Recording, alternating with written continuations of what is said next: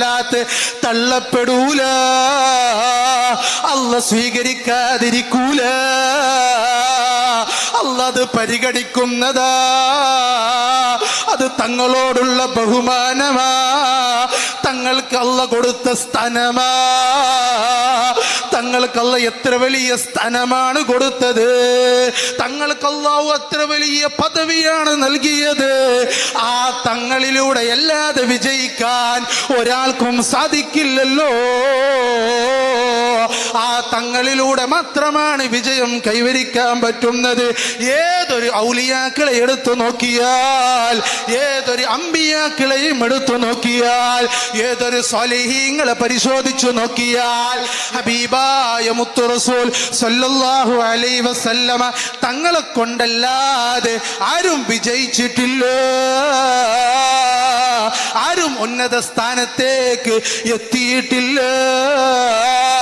തങ്ങളെ പരിഹസിച്ചവർ ഒരു ഇടത്തേക്കും എത്തിയിട്ടില്ല. തങ്ങളെ അതാ മാതാപിതാക്കളെ കുടുംബത്തിനെ പരിഗണിക്കാത്തവർ ഒരു സ്ഥാനത്തേക്കും എത്തിയിട്ടില്ല. സുബ്ഹാനല്ലാഹ്, തങ്ങളുടെ മാതാപിതാക്കൾ നരകത്തിലാണെന്ന് പറയുന്ന കക്ഷികളുണ്ട്.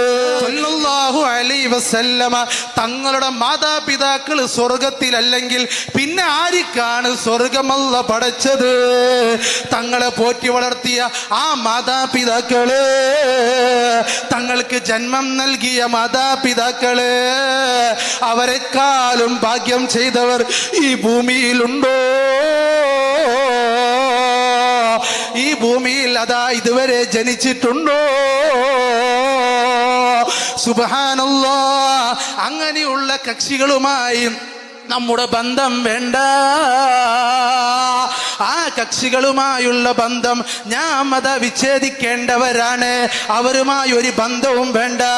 അവർ എത്ര വലിയ കുടുംബമാണെങ്കിലും, അവർ അനുജനാണെങ്കിലും, അവരതാ ബാപ്പയാണെങ്കിലും അവരെ പരിഗണിക്കണ്ട, അവരെ കൂടെ ഇരിക്കണ്ട, അവരുടെ മുഖം നോക്കി പുഞ്ചിരിച്ചുകൂടാ. തങ്ങളെ മദ്ഹിനെ കൊച്ചാക്കുന്നവരാ, അവരുമായിട്ടുള്ള ബന്ധം വേണ്ട. അത് എത്ര വലിയ ഖ്വാജയാണെങ്കിലും അവരുമായുള്ള ബന്ധം വേണ്ട. അവനുമായി ബന്ധമുണ്ടായി കഴിഞ്ഞാൽ അവന്റെ കൂടെ ഇരുന്ന് ഈമാൻ നഷ്ടപ്പെടാൻ അത് കാരണമാ.